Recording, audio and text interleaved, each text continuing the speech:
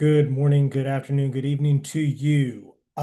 This is the last little lecture. I probably could have done this on the second one, but I wanted to give all of you a transition into where we're going to go with World War II. Um, because I think it's crucial to really understand the period that was going on in the 1930s, not just in terms of the high unemployment rates or the loss of credit or the fracturing of trade relations or a slow GDP. It's that while all of that is certainly present in the 1930s, as well as the efforts of, FDR and the federal government and the work that people did to try to survive. What I'd like for us to focus on, at least for these next few minutes, is to try to understand how the mood of the country at the time of this economic malaise, collapse, however you want to define the Great Depression, seriously, financial difficulty, I think is a solid way to present it, um, affected people in terms of their outlook. We already discussed in the previous lecture how social and how economic challenges, economic stagnation can create social anxiety. And what we discussed in the last lecture was that how there's many parallels between the economic crisis of the 1930s and the one during the one that was experienced during 2007 to 2009, as well as the changing um, uh, political and cultural attitudes of the period. And what I'd like to emphasize for this lecture is to look at how the collapse of the financial system really was leading people to question what needed to be done next. Was it a serious reform of capitalism? Was it maybe a new direction in terms of a political organization, right? Do we need to go for a system such as communism, or did we want to try fascism? And the reason why is because there were other countries around the world, obviously, that had democracies, but then there were also other forms of leadership, authoritarianism, fascist dictatorships, etc. And so when we're looking at this period of the 1930s, what I'd like you to try to understand is that, that all of the approaches that FDR took by about 1932, 1933, with him being in office for, about a year, maybe two, that you don't necessarily see many of those changes as many people had hoped, right? That the Works Projects Administration, the New Deal, the approaches that he's taking don't really seem to have much of an effect on the economy. And, we can look at this in terms of parallel with President Trump, that remember, he was reelected on a platform that was to address the economy, right? Similar to FDR. Their approaches very different, of course, but their ways in which of looking how they go about addressing them is what I want you guys to consider is that, well, neither individual, FDR or Trump, after their first year in office, looks like that they've had much of an effect. There are people that have certainly won under FDR's economy as well as people under Trump's economy, and it's usually the same winners over and over again. It's the people with the most resources and the most wealth, the richest of Americans, right? And so these are the individuals that seem to always benefit, but then again, they're always insulated from largely insulated, I should say, from economic downturns. Why? Because they have incredible wealth. And so when we look at this period in the 1930s that's leading up to World War II, I want you guys to understand, the three different groups that are really vying for the hearts and minds and the approaches and the direction of the country. So we have the capitalists, right? People who, clearly can see that yes, capitalism needs to be reformed because look at the financial crisis, the economic malaise that we are experiencing, right? Reform is definitely needed. We need to have stronger and stricter banking regulations. We need to have, more protections for workers, more protections for consumers, right? Okay, we understand that. But then there are some people that are just saying that the system of capitalism just doesn't seem to be working for, the vast majority of Americans. As you can see, about 25-30% of the American workforce is unemployed, right? These are people who with, series of skills and abilities, and yet they can't find work. And so many people thought that maybe the rapid industrial growth of the United States needed to take a turn in terms of the way that labor is treated, as well as the benefits from labor are gained. So this is what what you would call in terms of the communist model. Now, USSR, Russia, which we call today, was already positioning itself as a world power.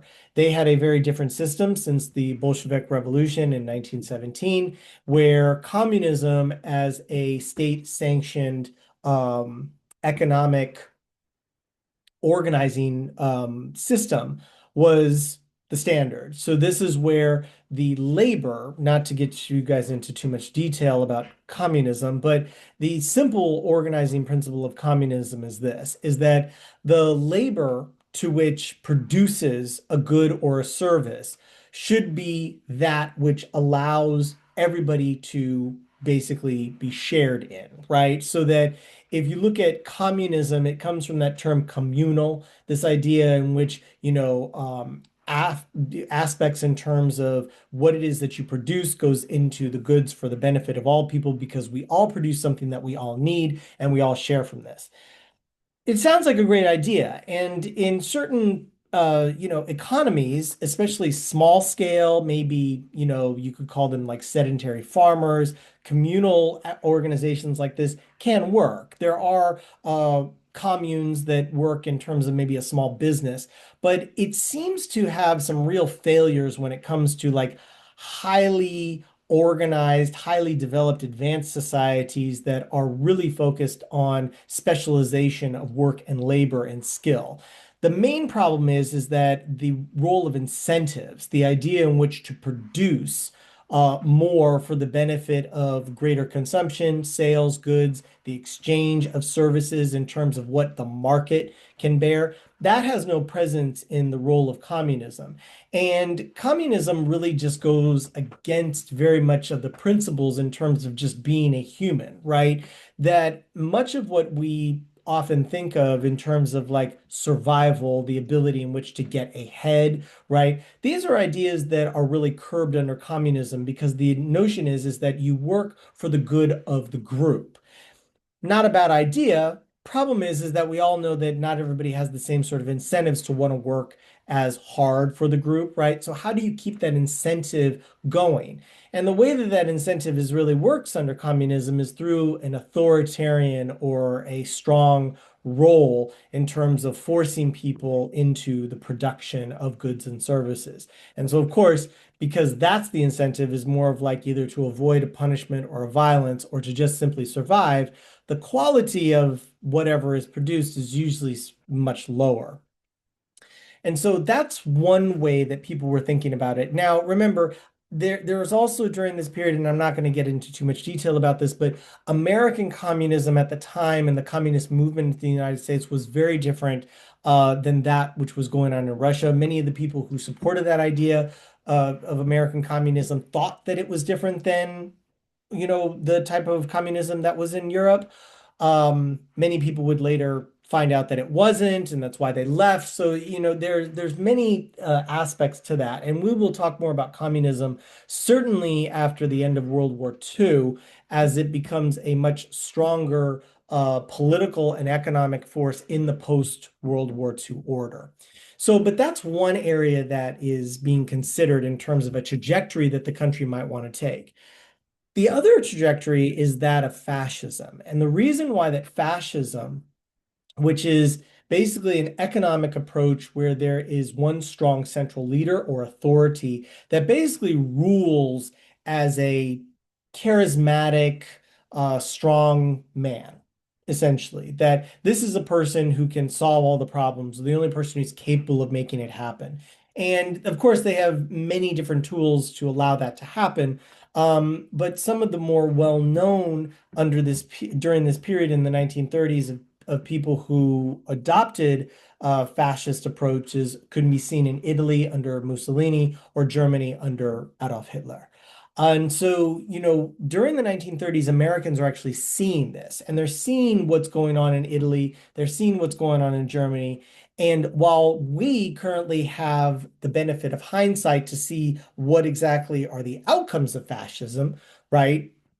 The Holocaust, World War II, millions of people dead, displaced, destruction of, countries and economies, right? In 1933, that wasn't very clear, right? What people in America saw was is they saw that there was an economy in Italy that seemed to be doing quite well, that, under Benito Mussolini and his fascist regimes, that the economy is doing well and the country seems rather to be united. In Germany, same thing. Now, of course, how you measure that success and how you report it is really just based on the country itself, right? So it's very easy for, Germany to claim that yes, under Adolf Hitler, the economy is booming and unemployment is basically zero. Well, you're just going to have to take the Germans' word for it. But this should, interest you because that approach to fudging the numbers or maybe not reporting certain numbers, as you can see, that is where Trump has had many problems with our other institutions that are supposed to operate independently, whether that is the Federal Reserve, whether that is the Office of Management and Budget, whether that is, the Consumer Protection Board, right? These are organizations that, can often report on how the economy is doing in terms of job creation, job loss, taxes, cost of living, etc. And if they don't seem to fit in with the narrative that our president likes, you can see how he responds, usually via Twitter or in terms of the media. And it's usually not very positively. He usually likes to, claim that people are out to get him, that people are, using only certain perspectives or numbers to be able to defame him and all of his success. And that's very similar to what the tactics were under Adolf Hitler as well as under Benito Mussolini, right? To basically disregard other perspectives that may be going on, as well as to just simply point out the inaccuracies or how they're trying to ruin or that they're out to get. You've heard this witch hunt term, right? These are all ideas that are very characteristic of 1930s fascism and authoritarianism. So, but to understand, I think what I really want what I want all of you to understand is that we shouldn't always assume that everybody is for this idea of a multi racial, multi-diverse, democracy. That America, since its founding, has, always struggled with this idea of bringing in other groups, right? Whether that is non-property owning white men in the 18th century, whether that is, individuals who are illiterate and, unschooled in the 19th century, whether that is immigrants in the early 20th century, whether that is, women in the early 20th century, black people, right? All of these things, right? America has continually historically struggled. Now, while America has continually shown that progress can be made, it does not mean that there has not been severe regressions along the way, right? Contractions and expansions. The 1930s is a contraction. What we're experiencing right now under Trump's second term is a contraction, right? Or a return to contraction as we did under his first term, right? And so, what I want you to recognize, and I'm going to show you a short clip, is that during periods of economic difficulty, there is often a questioning of direction and a questioning of where our priorities should be and our questioning of who we are as a country and who is a real American and who is, the problem and what is the problem, right? All of these things, right? When we're doing well economically, there's less of that. But when we're not doing well economically, there's much more of it, right? Usually used as a distraction to be able to, to get us not looking in the areas of where we might be losing some of our fundamental freedoms or our rights, right? So let's take a look at this, short little clip from Nazi-town, USA. And you can, I put the link on on in the modules, so you can actually take a look at it. It plays free on YouTube.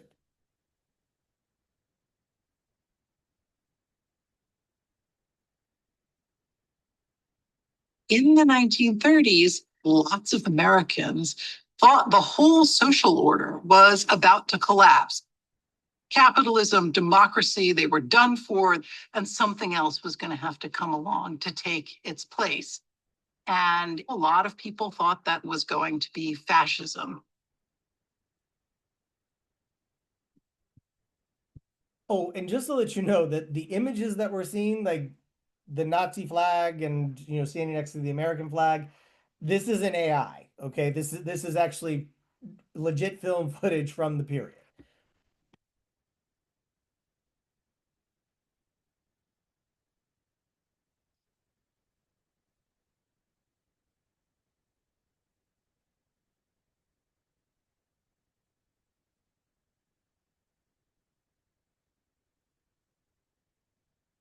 In the 1930s, one of the largest fascist groups in the United States was the German American Bund.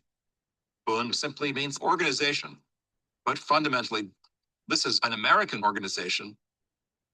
They believe in a pure nation. They believe in a strong nation. They believe that government is best when it is organized in a hierarchical way with a powerful dictator at the top, and that this would improve America.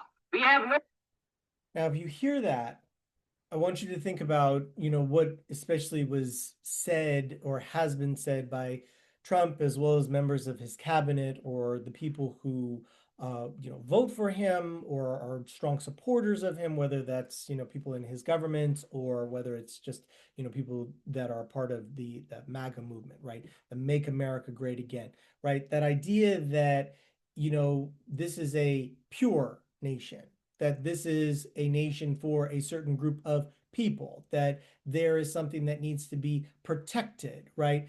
That rhetoric is something that we're hearing very much today. And that really comes out of this period in the 1920s and 1930s. That, when you hear these ideas of, make America great again, when you hear this idea that, the arrival of immigrants are creating, impurities, when you hear this idea of the replacement theory, this notion that immigrants are going to somehow replace white people in terms of its totality or erase white culture, right? This is what this he is referring to, is he's referring to these ideas that were really taking shape more so concretely in the 1930s because of the opening that was available as a result of the economic collapse. No time nor excuse to be idle, so march along with the Bund. The popularity of the Bund showed that there were certain elements of the fascist vision that had real appeal in the United States. We have to fight for our rights. When you look at American fascism in the 1920s and 30s, the outcome of German fascism had not yet happened and was not known. We have the benefit of hindsight, but Americans at the time didn't know where it was going to go. As foreign as this might seem, fascist ideology tapped into some deep historical realities, dark realities in America. So the United States was fertile ground for groups like the German American Bund to emerge. The United States in the 1920s is a place of powerful divisions. It is a place of deep anti-Semitism, and it is a place that has very formal racial segregation. Separation of races was something that Americans had been doing for centuries, but they've been doing it legally since the end of the Civil War through Jim Crow. The body of laws as well as habits and customs that kept white and black people apart in public spaces. In fact, the whole structure of racism in America had broad popular support. in the 1920s, one of the biggest organizations in the United States was the Ku Klux Klan, which was not only anti-Black, it was anti-Jew, it was anti-immigrant, and those weren't marginal ideas. In 1924, 4 to 5 million people were in the Ku Klux Klan, including a couple dozen senators and congressmen. The Klan's basic message was a combination of white Christian nationalism combined with family values, which was a message that was appealing to millions of people. Father Coughlin, Charles Coughlin, known as the radio priest, every week went on the air to 14 million listeners, basically warning the country that Jews were destroying it.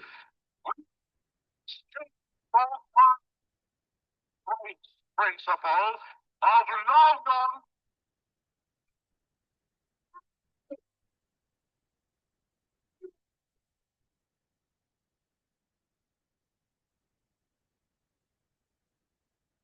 Anti-Semitism is rife in the United States.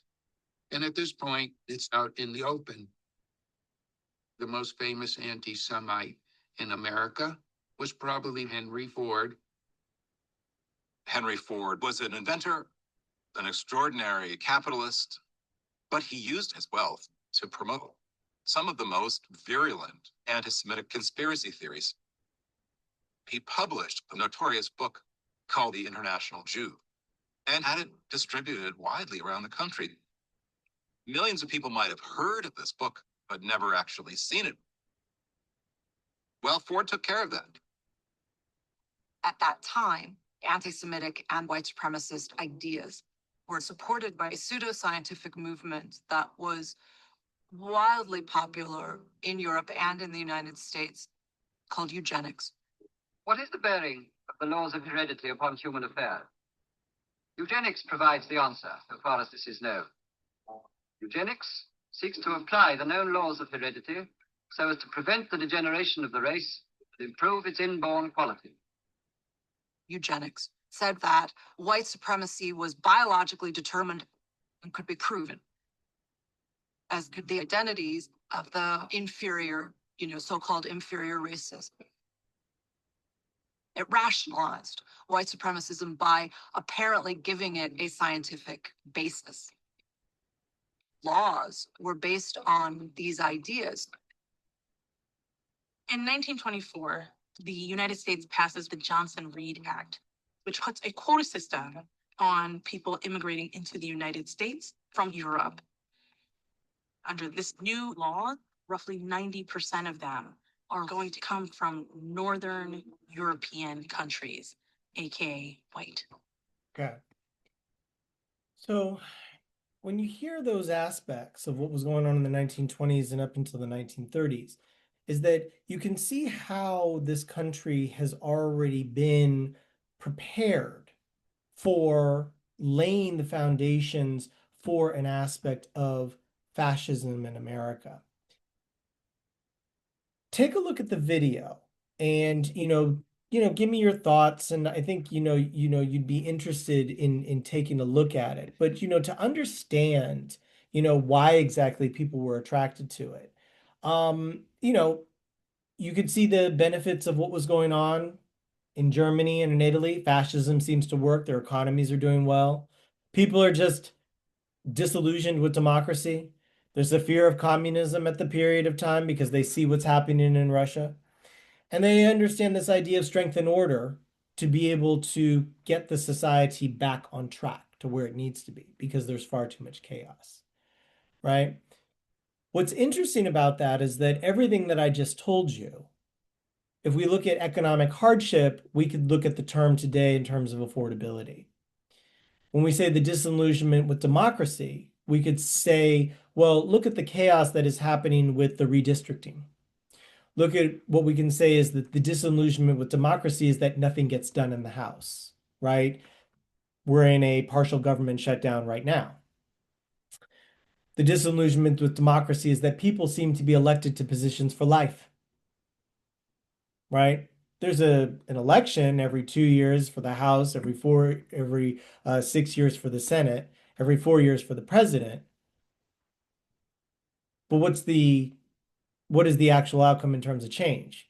Very little to none, right? And we can see what happens when you have individuals that get into office that have a very, very non-traditional, non-established approach to governing. You see a Justice Department that seems to be weaponized in terms of going after people whom President Trump doesn't like. We see an FCC that cuts off access to information, to ideas that they're not interested in. We see aspects in terms of distractions, like, well, let's go and invade another country and pick up its leader. Let's send ships to bomb boats that are, according to our leaders, that are bringing drugs into America, right? Like, these are different aspects. So there is a disillusionment with the system itself. And so people might be more willing to be like, well, I guess that's okay as long as we get this, this, and this done, right? So you see what happens here. And then when there's a fear, right, when there's a sense of strength and order, you are willing to accept the fact that President Trump is like, well, yes, we still have immigration, but I'd like, as Trump has said, I would like to prioritize those countries such as white South Africans, Scandinavians, people from Denmark, people from this area, but not people from Asia or North Africa or the Middle East or Afghanistan, and certainly not people from Central and South America, right? Like, you have to understand like where these parallels are, and they really just stem from this idea of what sort of experience are we all under in terms of our social aspect that's being impacted by the economy, right? When people are less certain about their economic well-being, they're less certain about their future, and that makes them susceptible to following people, leaders in particular, that they don't truly understand, right? You've heard that people currently are having that maybe voted for President Trump the second time around, or maybe the third, that they feel disillusioned, or maybe they don't, right? But this is how these problems arise, is that always remember that democracy and democratic institutions require strength and resilience, and they require people to protect them. But when you feel so vulnerable because of what's happening economically, you may in turn surrender your freedoms for something that you truly don't understand. And that can be the risk. And that's where we are in this moment, is that you see people pushing back. You see people trying to fight back. But what ends up happening here in America, because of what ultimately will happen in leading up to World War II in Europe, and then eventually the United States getting involved in 1941, is that that was not very clear. We have the benefit of hindsight today. We know the outcomes of what happens with fascism. And many of the approaches and tactics, whether it is the propaganda that the administration puts, whether it is the language that is used, whether it is the approaches in terms of law and order, or the justification for picking up people off the street or wearing masks on ICE agents, whatever the case may be, they parallel the exact same approaches from the 1930s. And that's what we need to be very cautious of, is that trying to understand, what makes us susceptible to agreeing to give up our freedoms, right, is what we should always be very cautious, and what exactly may be distracting us from what's really happening. Because that's really what's happening in the 1930s during this period, is that people are getting distracted by the actual direction of what may happen. Now, remember, the types of rights and privileges that we enjoy today are not the same in 1930, okay?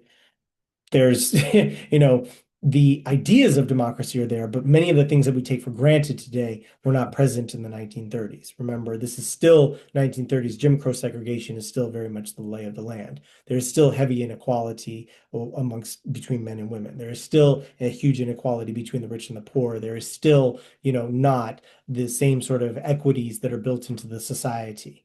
But for all that progress that has been made in the last 90 years, think of how easily it can be removed when people are quick or more willing to trade away their freedoms that have been won over the period of 90 years for a vision of America that really isn't one that they're included in. Even for those people who think that they are, it's really not. Because it's always, remember, economic anxiety, whenever it comes down to trying to do economic reform or power or to change in the society because we're trying to address how people are feeling emotionally, socially, right? Those powers that still had the power prior to the economic collapse return with even more. And this is very much evident in the amount of money that has been gained by individuals such as Jeff Bezos, Elon Musk, etc. Okay, so if you have any questions, let me know. But I look forward to seeing your posts and your papers.